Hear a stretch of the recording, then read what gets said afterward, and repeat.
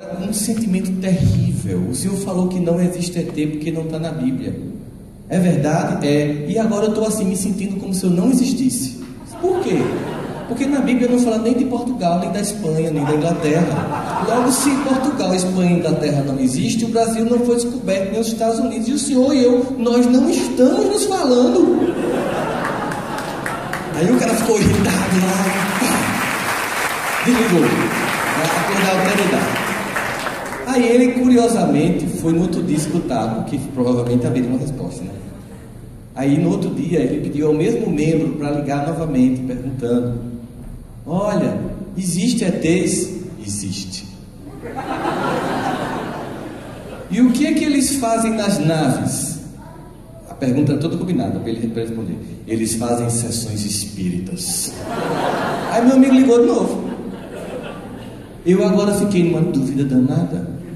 O que foi? Porque o Senhor disse que estão fazendo sessão espírita nas naves. É verdade. Porque assim, lá na Bíblia, o Satanás voa e agora está precisando de nave. Foi que houve? Perdeu as asas, perdeu a capacidade de flutuação, desligou.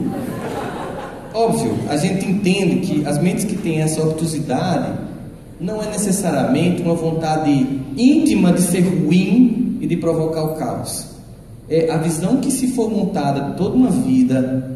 E que a gente sabe que hoje nós estamos partindo para um momento de contato entre os outros, de diferença, que não tem precedentes na história humana. A gente sabe que desde que a primeira tribo visitou a outra do outro lado do vale, começou a globalização. Ou o bárbaro falando com outro que não falava o grego. A gente sabe que desde esse momento começou a civilização do contato. Mas o nível que a gente está chegando agora é muito intenso. E pela velocidade dos acontecimentos históricos, a gente consegue perceber que é tão complicado fazer qualquer tipo de análise, de avaliação, que o máximo que a gente pode fazer é uma descrição momentânea do cenário atual com alguma perspectiva, porque dificilmente a gente consegue prever o que vai acontecer. E vou dar um exemplo bem notável, assim, para mim ficou muito chamativo, que é a ideia de como é difícil prever o que pode acontecer. Vocês lembram, depois do 11 de setembro, a comoção que tomou conta do mundo, o atentado do World Trade Center, lá no Pentágono, e as pessoas naquela angústia. E eu fiquei imaginando o seguinte, né? O que aconteceria se isso aqui fosse um congresso de antropólogos, sociólogos, historiadores e cientistas políticos nos Estados Unidos em dezembro de 2001? E aí eu estou aqui fazendo uma palestra sobre a perspectiva da política americana nos próximos 20 anos. E a gente estava há 3 meses do atentado do World Trade Center. E aí se eu dissesse assim, gente, todos aqui são pesquisadores do comportamento humano, especialmente na sociologia e na política. Vocês acham que depois do que aconteceu, qual é a probabilidade do povo americano votar num descendente de muçulmano nesse século que se inicia agora? Provavelmente todo mundo ia dizer nenhuma. É muito difícil que depois de um atentado como esse, a população americana venha votar num descendente muçulmano. Então, qual seria a probabilidade, por exemplo, então, tiramos aqui a questão da religiosidade, já que a gente tem uma disputa racial muito intensa, e é muito intensa lá, é terrível. Qual seria a probabilidade de nós elegermos um negro nos Estados Unidos? Também muito pequena. E quem foi eleito depois de Bush? Barack Hussein Obama, filho de muçulmano e negro. Ou seja, a gente não tem como chapar, carimbar uma cultura, um povo, uma civilização e dizer esse povo está estanque e não vai avançar. E quando a gente pensa em falar de esperança, é porque a gente sempre acha que a sociedade ela vai a reboque dos acontecimentos políticos. E quando a gente vai analisar a história humana, a gente percebe que, na verdade, muitas vezes, significativamente, os acontecimentos políticos é que vão a reboque das transformações que as pessoas resolvem fazer. Aquilo que Victor Hugo diz assim, é incrível a força de uma ideia cujo tempo chegou. O que a gente percebe hoje é que se tenta categorizar a esperança como a atitude da coisa pública e da questão política no Brasil. A gente estava com uma ideia, eu me lembro da sensação no dia que o Brasil foi escolhido para ser sede das Olimpíadas. Pronto, agora ninguém segura, daqui a pouco a gente está no Conselho de Segurança da ONU, daqui a pouco a gente se torna uma potência mundial, daqui a pouco a gente está lá disputando com Índia e com China. Aquela ideia que subiu o foguete, a revista The Economist, que é a mais importante, fez uma imagem do Cristo Redentor, Brasil takes off, o Brasil decola. E alguns anos depois, essa mesma imagem foi o foguete caindo. Né? E agora as capas são assim bem trágicas. Aí a gente tem uma ideia de que o que a gente está passando por um momento muito ruim. E a gente sente também, depois dos atentados recentes na França, uma sensação no mundo de descontinuidade histórica, de que a gente está desandando.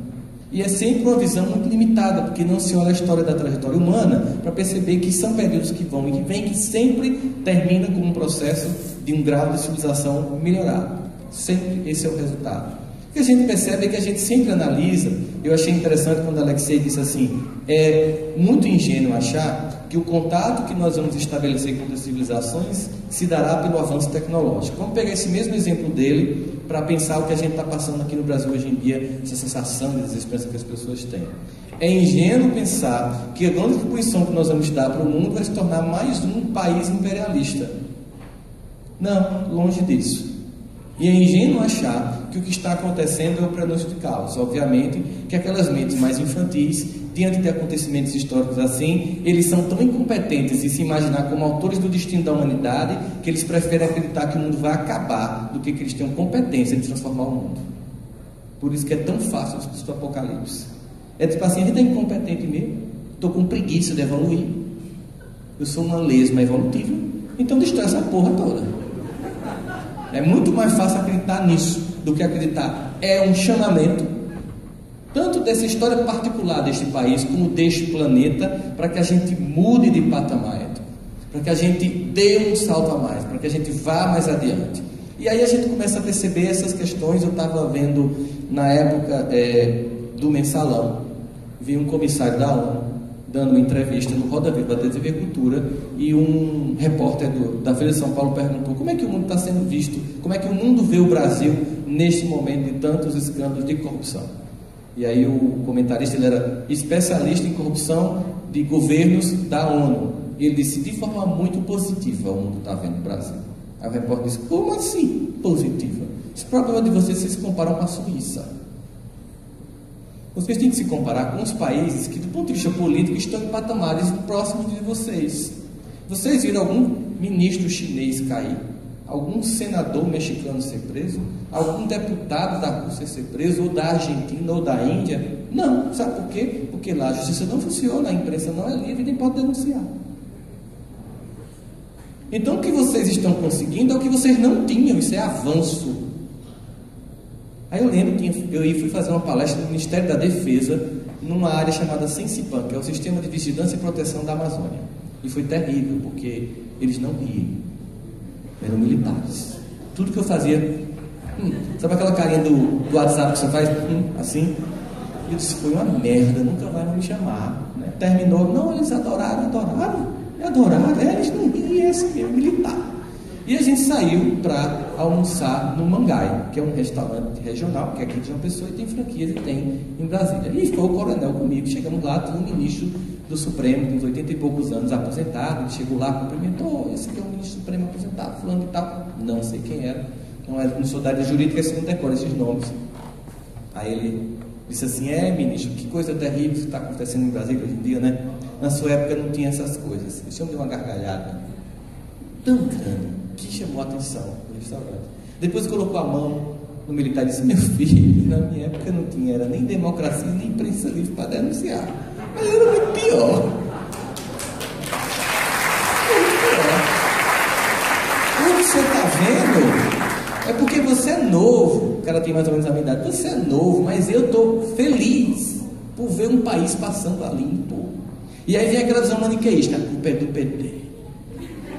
Que é aquela visão assim, reducionista, que tem o bem e o mal, Thundercats e Munhá, e Esqueleto, Pipiu e Frajola, PSDB e PT. Que é a coisa mais infantil do mundo. São seres humanos como nós, extremamente ambivalentes. Vai pra lá e pra cá, a gente faz bem, faz mal, a gente vai lá no cômputo geral tentando melhorar. E aí a gente percebe que é um país que está sendo passado a limpo. E o que é depressão? O que é a tragédia? É assim, a tragédia é essa. Você pega o jornal no final do ano e esse ano será um dos piores natais, porque as vendas nos shoppings vão cair. É a grande depressão, é que você não vai poder trocar o seu iPhone 6 pelo seu iPhone 6S. E isso é uma tragédia para uma sociedade de consumo. Que você não vai poder comprar uma roupa para esnobar sua família num Réveillon que ninguém se suporta. Depois você comprou em 10 vezes no cartão, só para dizer que está bem de vida. Que é quando a gente descobre que o interessante nos relacionamentos é que a gente tenha vontade de estar junto de quem importa. E que a gente, talvez nesse Réveillon que a gente não possa ir para casa daquele parente ricão que também está meio pobre e não pode fazer a festa para esnobar a gente fica em casa, pega aquela mesinha de plástico, bota lá no quintal e na crise compra uma cidra cerezé com galeta assada, mas está junto de quem importa. Porque se cria uma ideia de que essa é a grande tragédia, é o fato de que nós diminuímos a capacidade de trocar coisas que ainda estão funcionando. O celular que ainda funciona, a roupa que ainda está prestando, o carro que ainda dá para andar. E a grande depressão seria essa. E eu não estou pregando aqui dizendo, não, a gente está bem, a crise devia vir para baixar. Não, não estou dizendo isso aqui. Existe erro na conjunção da política econômica? Tem, mas eu não vou nem falar disso, que nem a ideia é essa. É só a gente imaginar. Esperança é olhar além do que a mídia mostra com todos os seus interesses particulares de manipulação de ideias das pessoas e dos grupos. É a gente perceber também que é importante que esse partido que se dizia o detentor da ética também se mostre caindo, para que finalmente a gente deixe de esperar e de projetar a falta de ética na coisa pública e perceba no cotidiano a nossa sacanagem. Porque aí a gente começa a entender que tem coisa que depende da gente. Simplesmente que depende da gente. Quando você vai fazer uma visita a uma outra cultura, você tem um choque inicial. Primeira vez que eu saí do Brasil, eu fui assim, estudante de psicologia em Universidade Pública Brasileira, com todos os professores marxistas. Eu fui, primeira viagem para os Estados Unidos, tipo, eu vou para o Grande Satã, quase um muçulmano.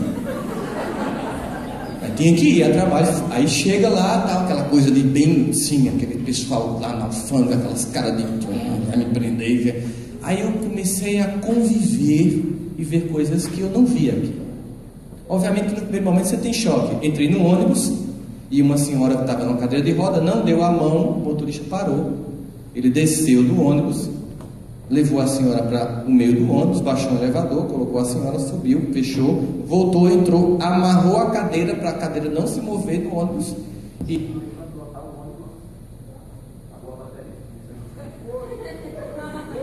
começou a pilotar o ônibus. Interessante, ela parou na parada seguinte.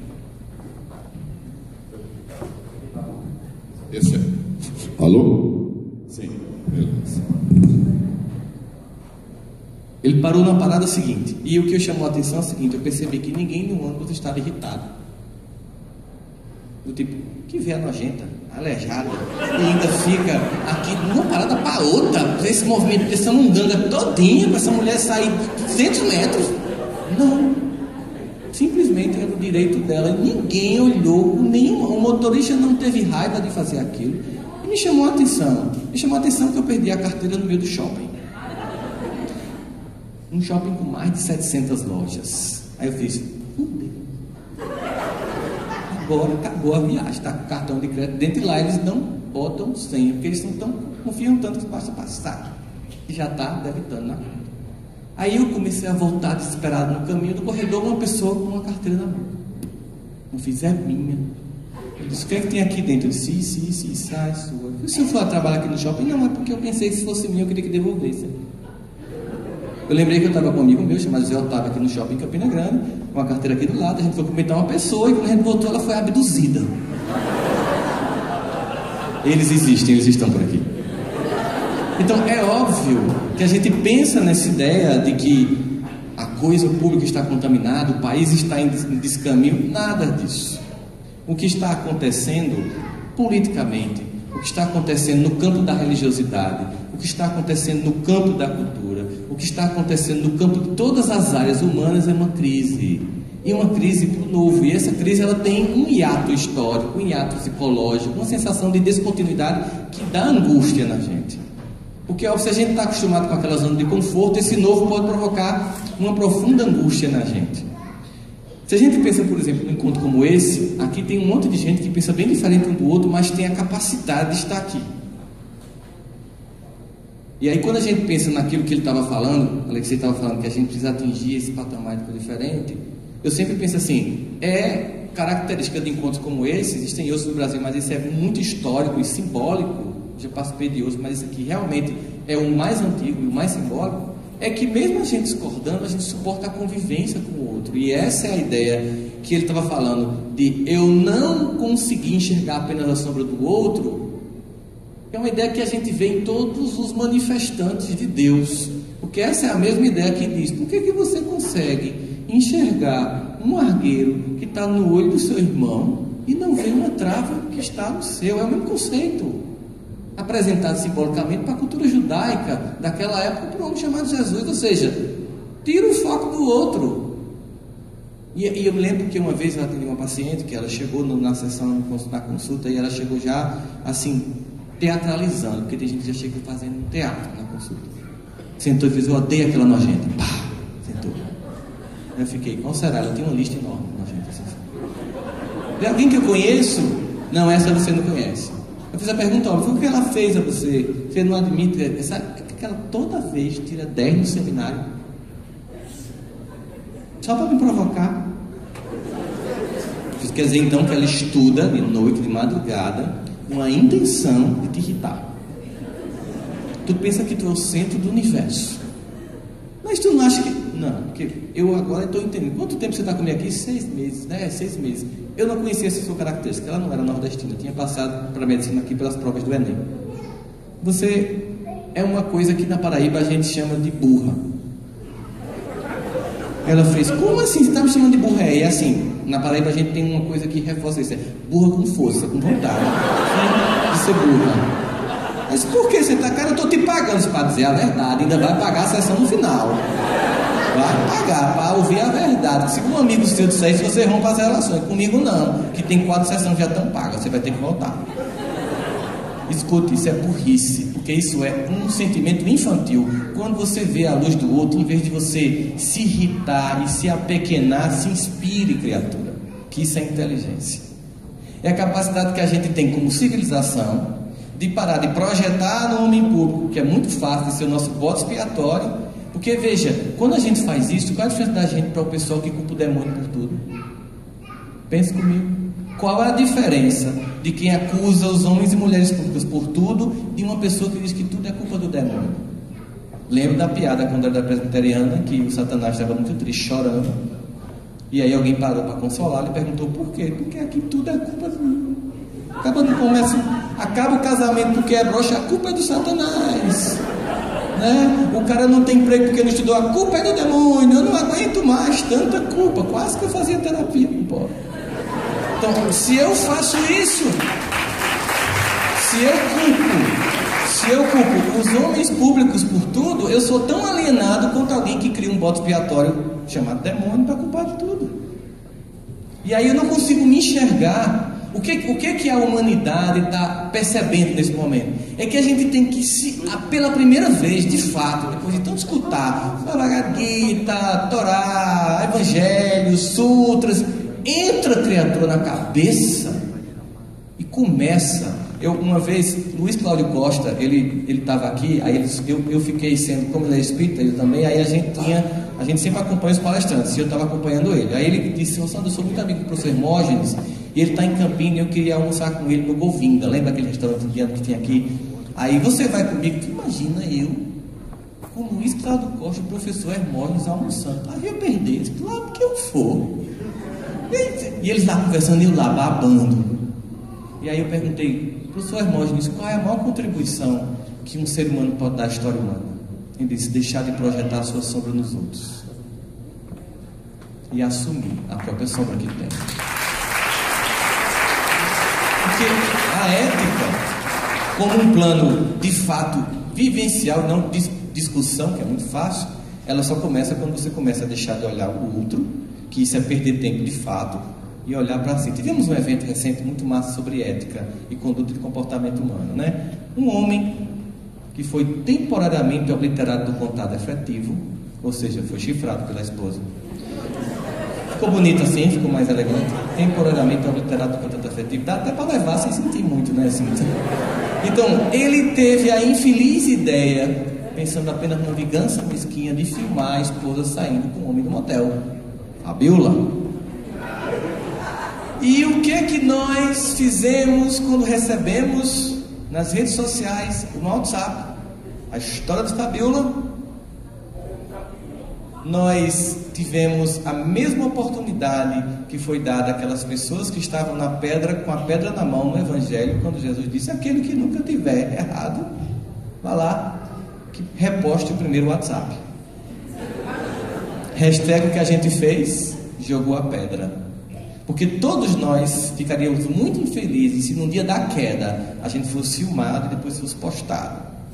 Porque a gente sabe como é a ética, assim. A gente inclusive vai fazer isso agora, porque a gente combinou, né, Ives? Eu vou ligar o data show e vocês vão vir aqui conectar o telefone de vocês para a gente postar o que tem dentro dos grupos do WhatsApp de vocês, para a gente ver ética humana, entre discurso e prática, para que a gente possa sair de uma mera discussão de ética para uma prática. Eu, uma vez, ministrei uma disciplina de ética na universidade, e aí eu fiz algumas coisas interessantes. Uma delas foi durante a prova, depois de perceber que os alunos entendiam profundamente de ética, do ponto de vista conceitual, dos pré-socráticos até os filósofos de hoje, era uma compreensão impressionante, a vontade de mudar o mundo era incrível, e aí eu saí durante 15 minutos da prova. Eu simulei que o telefone tocou, fechei a porta e deixei os alunos que estavam fazendo uma prova de ética numa postura completamente fora de ética. Quando eu abri a porta, surpresa, estavam numa cola geral. Ou seja, concepção ética, concepção espiritual, temos de sobra. Instrução, a gente tem. Educação, que a resposta dessa instrução é que está fraca. Então, para a gente sair do 0,7, que o Alexei falou, para ir para o 1, para estabelecer contato, para olhar o outro com respeito, deixar de projetar sombra, é preciso que a gente comece a fazer o que este momento histórico está chamando a gente, um olhar para a interioridade. Inclusive, nesse momento é importante que haja um certo empobrecimento do poder de compra, porque quando você não tem o que fazer, porque a grande verdade é que o poder de compra é uma forma de fugir. Porque depois dos primeiros impactos de ver a civilização americana funcionando em outros países, eu comecei a ver os defeitos. Eu comecei a ver que ninguém tinha carro nas garagens, embora as casas fossem enormes, com muita garagem. E eu comecei depois a me hospedar na casa deles e percebi que não tinha carro nas garagens, porque a garagem era entulhada de coisas que eles compravam em canais tipo Polishop, que por sinal são hipnóticos, você já viu? E se você ligar agora, você ainda leva um livro. E os primeiros a ligarem nesse momento. E um dia eu estava sem fazer nada e resolvi ter a infeliz ideia de assistir o Polishop. E estava anunciando um negócio que cortava salames e cortava não sei o que, que picotava e que fazia saladas e não sei o que. E depois de 30 minutos eu comprei. E faz 1 ano que eu só faço vitamina. É o liquidificador mais caro que eu comprei na minha vida. Porque é hipnótico. Mas é aquela ideia, neste vazio a gente tem que suprir para não acordar, continua na ilusão. E aí essa que é a civilização tão criticada por nós mesmos brasileiros, cuja piada muito clara diz: quando Deus estava criando o mundo, nas regiões do planeta espalhou terremotos, maremotos, furacões e muitas desgraças, e o anjo do lando olhado percebeu que teve num cantinho da América do Sul que não tinha nada.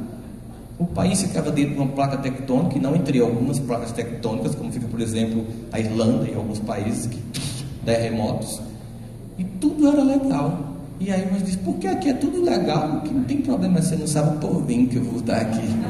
Uma piada que nós fazemos sobre nós mesmos, que revela a nossa forma de ver o mundo. Mas quando a gente vai para os índices que poderiam medir nosso grau de sofrimento, de angústia de ser brasileiro, a gente se choca. Porque aqui no Brasil, para cada 100 mil habitantes, 16 se suicidam. Nos Estados Unidos é mais de 40. No Japão é mais de 50. Na Coreia, por essa pressão de fato que existe no estudo, é muito mais que isso. Então você é tão infeliz estar aqui, né? É claro que tem umas coisas angustiantes. Eu lembro que uma das coisas mais interessantes que eu não consegui explicar foi uma pessoa que chegou para mim e disse: me explica lá no teu país essa história de uma lei que não pega. O que é uma lei que não pega? Eu disse: rapaz, eu não sei não, mas lá tem coisa que pega e tem coisa que não pega. Mas como é assim, não é uma lei? É uma lei. Por que não pega? Eu sei e não pega. Simplesmente assim, ela... É uma coisa que eu nem sei explicar a você. Ela não tem. A lei pegou, e você já disse que a lei pegou e que não pegou. E a gente vai pela imprensa e não pegou, pronto, acabou. É coisa nossa. A gente tem umas coisas que só nós temos. A gente tem essa capacidade criativa. Mas não só tem defeito neste país. E a gente nunca ficou apenas a reboque das decisões políticas. Porque ao longo da história humana, é sempre um pequeno grupo que começa a pensar além, que começa a ir um pouco mais adiante, que começa a ficar insatisfeito com tudo que está posto, mas não fica apenas num discurso crítico que é tão fácil de fazer, porque sabe quem muda as histórias das civilizações e dos povos? É um pequeno grupo que não só critica, ele critica, porque ele tem capacidade de identificar na própria cultura e assumir que tem defeitos. Ele faz isso, mas ele vai além disso, para os 2 pontos daqueles que estão dispostos a fazer parte da mudança. Ele critica, mas ele aponta soluções. Vocês já tiveram parentes que vocês criaram, assim, tipo avós, porque a gente sempre precisava para alguém cuidar, né? Eu cuidava dos meus avós e sempre tinha pessoas que criticavam. Sempre. Uma vez ligou um homem para minha casa. Não tem aqueles primos de 3º grau que você não sabe que existe, até que um dia liga para você e se identifica. Ligou para mim de São Paulo: olha, eu sou seu primo fulano. Que eu estou ligando porque eu soube que meu tio está sendo maltratado, que era meu avô que estava cuidando. Aí eu disse: por que você está dizendo isso? Não, porque me disseram. Eu disse: sabe quantos anos seu tio tem? Quanto? 93. Seu pai tem quantos? Ah, pai morreu, eu tenho 70. Porque não era bem cuidado. Porque quando a pessoa é bem cuidada, ela chega a 93. Você já parou para pensar que ninguém chega aos 93 mais mal cuidado?